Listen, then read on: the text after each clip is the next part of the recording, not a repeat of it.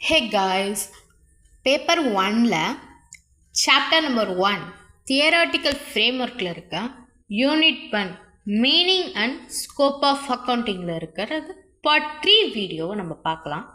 part 3 வீடியோட topic என்னன்னா 1.2.1 procedural aspects of accounting book page number 1.6. இந்த பாட்டை நம்ம ஏற்கனவே இருக்க ஷார்ட் டேர்மாக பார்த்துருக்கோம். உங்கள் புக்லேயே போய் பாருங்கள். 1.4ல் இருக்க ஃபர்ஸ்ட் மைண்ட் மேப்போட எலாபரேட் வீடியோ தான் இது. அதையும் சொல்லலாம், இது உங்களுக்கு ஒரு பார்ட்டாகவே இருக்குது. உங்கள் புக்கில் 1.6ல் பார்க்கலாம் வாங்க. இதுக்கு 2 டைப் இருக்குது. இந்த 2 டைப்பில் இருக்கிறது ஃபர்ஸ்ட் டைப் என்னன்னா generating financial information. First type என்ன? Generating financial information. First financial இன்ஃபர்மேஷனை ஜெனரேட் பண்ணணும். அதுக்கு எப்படி பண்ணணும்னா அதுக்கு 3 பாயிண்ட்ஸ் இருக்குது. Recording, classifying and summarising. First ரெக்கார்டிங்னா என்னன்னு பார்க்கலாமா? It is the first step in generating financial information. Financial informationக்கு ரெக்கார்டிங் தான் ஃபர்ஸ்ட் ஸ்டெப்பு. அதை தான் சொல்கிறாங்க. It invoices write down all the financial transaction.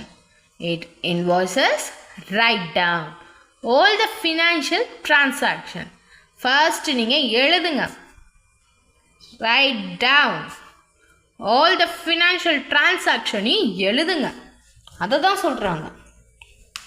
அது என்ன மாதிரி எழுதலாம்னா சேல்ஸ் ஓரியன்டில் எழுதலாம்.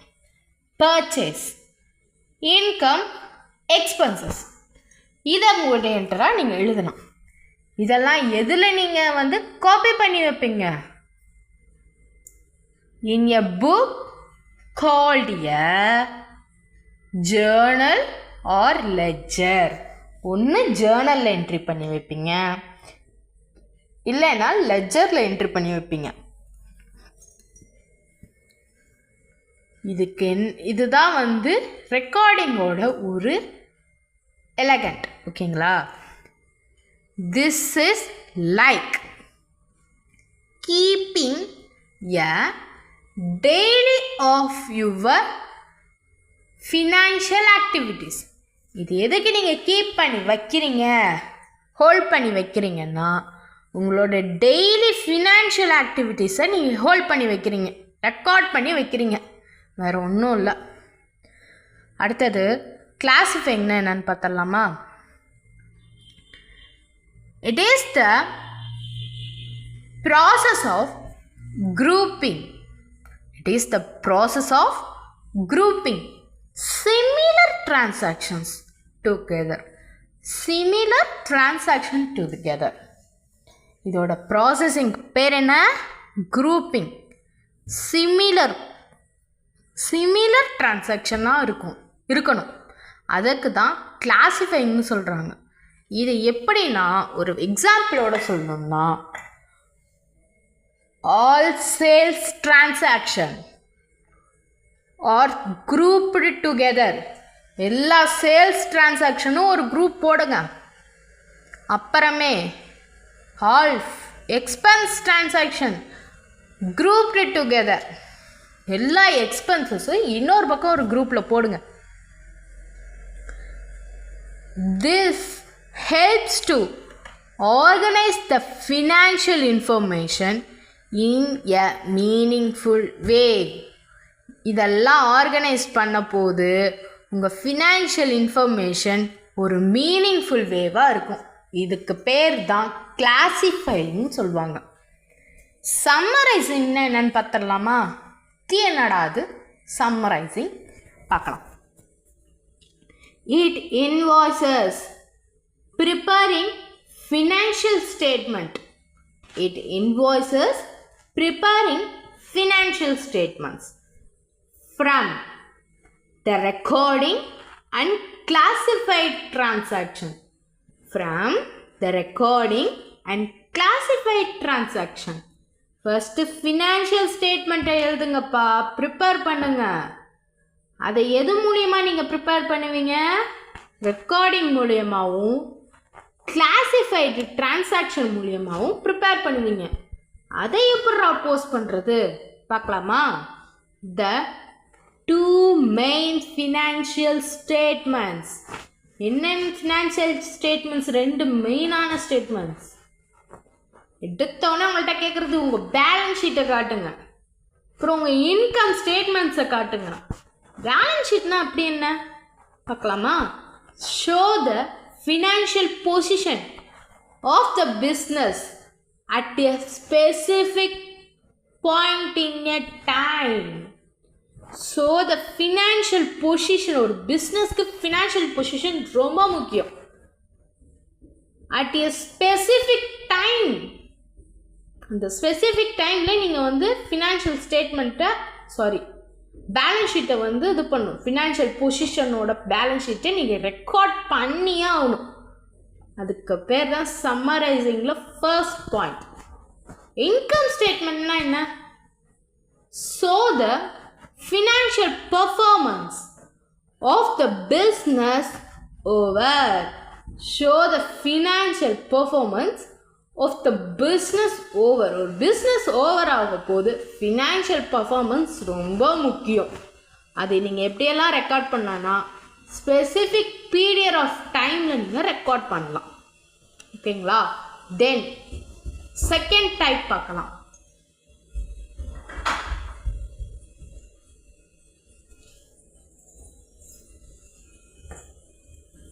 Using the financial information. Second type என்னன்னா யூசிங் த ஃபினான்ஷியல் இன்ஃபர்மேஷன். அதுக்கு 3 பாயிண்ட்ஸ் இருக்குது. Analysing, interpreting, communicating. அதுக்கு ஃபர்ஸ்ட் 3 டைப் இருக்குது. Analysing, interpreting and communicating. First analysing தான் என்னென்னு பார்த்துடலாம். It invoices break down. It invoices break down the financial information into smaller part of understanding. Smaller part of understanding it better. ஒரு financial information ஒரு shorten கம்பெனிக்கு break down ஆச்சுன்னா அதுக்கு சின்ன சின்ன பார்ட்டில் விஷயங்களும் நீங்கள் கவனிக்கணும். அதை நீங்கள் எப்படி பெட்டர் தென் பண்ணணுன்றத பார்க்கணும். அப்புறமே அது எதிலெல்லாம் கால்குலேட் பண்ணலான்றது பார்க்கலாமா? Includes calculating ratio, trends and other financial metrics. Ratio, trends and other financial metrics. இது எதன் மூலியமாக பண்ணலாம்? ரேஷியோ மூலியமாகவும் பண்ணலாம், ரிலன்ஸ் மூலியமாகவும் பார்க்கலாம், அதர் ஃபினான்ஷியல் மேட்ரிக்ஸ் மூலியமாகவும் பார்க்கலாம். 2. Identify area of strength and weakness. இது 3த்துலேயுமே நீங்கள் எதுலெல்லாம் ஸ்ட்ரென்த்தில் இருக்கீங்க, எதுலெல்லாம் வீக்னஸாக இருக்கீங்க, இதெல்லாம் பார்த்து நீங்கள் அனலைஸ் பண்ணலாம். இதுதான் செகண்ட் டைப்பில் இருக்க first point, analysing. And second point என்னன்னா இன்டர்பிரிட்டிங். இன்டர்பிரிட்டிங்க்கு நீங்கள் என்னென்னலாம் பண்ணலான்னா it invoices understanding what the financial information meaning for the business. நீங்கள் இன்டர்பிரிட் பண்ணுறதுக்கு அண்டர்ஸ்டாண்ட் பண்ணணும். எதனால் ஃபினான்ஷியல் இன்ஃபர்மேஷன் நம்ம பிஸ்னஸில் லோ ஆச்சு தெரியலையே. அதை நீங்கள் இன்டர்பிரிட் பண்ணுறதுக்கு எது மாதிரி பண்ணலான்னா இன்க்ளூஸ் ஐடென்டிஃபையிங் பேட்டர்ன்ஸ் மூலியமாக பண்ணலாம், த்ரெடன்ஸ் மூலியமாக பார்க்கலாம். ரிலேஷன்ஷிப் ஒரு பிட்வீனில் டிஃப்ரெண்ட் ஃபினான்ஷியல் மேட்ரிக்ஸாக பார்க்கலாம். இதெல்லாம் நீங்கள் பார்த்தீங்கன்னா இன்டர்பிரிட்டிங் பண்ணுற எப்படி என்ன ஆச்சு அப்படின்றத இன்டர்பிரிட்டிங் பண்ணுறது ரொம்ப ஈஸி. அண்ட் தேர்ட் பாயிண்ட் என்னன்னா, இதெல்லாம் பார்க்கணும். இதெல்லாம் பார்த்ததுக்கு அப்புறமே கம்யூனிகேட் பண்ணணும். நீங்கள் ஒரு பிஸ்னஸ் ஓனராக இருந்தீங்கன்னா ஃபஸ்ட்டு ரெக்கார்டிங் என்னென்னலாம் பண்ணியிருக்கீங்கன்னு பார்க்கணும். அப்புறம் கிளாஸிஃபை பண்ணணும்.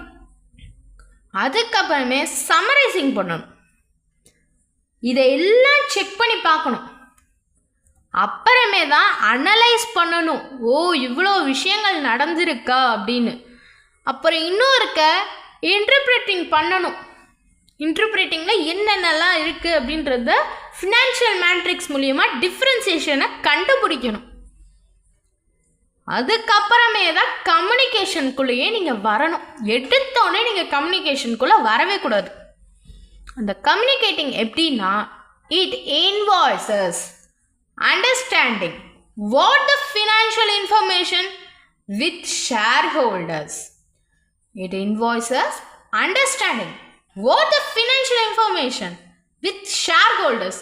உங்கள் ஷேர்ஹோல்டர்ஸ்கிட்ட போய் டைரெக்டாக கேளுங்க, எதனால் ஃபினான்ஷியல் இன்ஃபர்மேஷன் இப்படியெல்லாம் நீங்கள் பண்ணியிருக்கீங்கன்னு. யார் யார்கிட்ட கேட்கலான்னா, இன்வெஸ்டர், லெண்டர்ஸ், மேனேஜ்மெண்ட், 3 பேர்கிட்டே நீங்கள் கிளியர் கட்டாக நீங்கள் விசாரிக்கலாம்.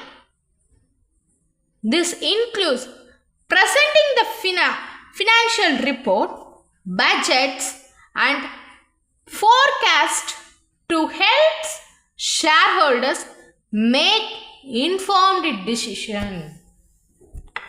நீங்கள் இதெல்லாம் கேட்குறீங்கல்ல, அது இதுக்கப்புறமே நீங்கள் என்னென்னலாம் ப்ரெசன்ட் பண்ணணுன்றதை நீங்கள் சொல்லலான்னா, ஃபினான்ஷியல் ரிப்போர்ட், கரண்டில் இருக்க ஃபினான்ஷியல் ரிப்போர்ட்டை கொடுங்க. அப்புறமே பட்ஜெட் பாருங்கள் அதுக்கு என்ன இருக்குன்னு. அதுக்கப்புறமே ஃபோர்காஸ்டிங் பண்ணுங்கள். டு ஹெல்ப் ஷேர் ஹோல்டர்ஸ்க்கு ரொம்ப ஹெல்ப்பாக இருக்கும். நீங்கள் அவங்க இன்ஃபர்மேஷனை கலெக்ட் பண்ணுறதுக்கு. அதுக்கப்புறமே ஒரு டிசிஷன் எடுங்க. இதுதான் இதோட சிம்பிளஸ்ட் மீனிங், வேறு ஒன்றுமே இல்லை. நீங்கள் அழகாக இதை எழுதுனீங்கனாலே கம்பல்சரி உங்களுக்கு 5 மார்க்ஸ் போடுவாங்க. பிகாஸ் எல்லாவோட மெயின் பாயிண்ட்ஸும் உங்களுக்கு கொடுத்துருக்கோம். ஈஸியாக புரிகிற மாதிரி சிம்பிள் இங்கிலீஷில். ஸோ ஓகே, இதுதான் நம்மளோட பார்ட் 3 வீடியோ எண்டுக்கு வருது. ஸோ இதில் ஏதாவது டவுட்ஸ் இருந்துச்சுன்னா கண்டிப்பாக நீங்கள் கமெண்ட் செக்ஷனில் கன்ஃபார்மாக கேட்கலாம். நீங்கள் கேளுங்க, என்னோட ரிப்ளை பாருங்கள். அடுத்தடுத்த வீடியோ டெய்லி உங்களுக்கு ஒரு வீடியோ வரும். Okay, thank you.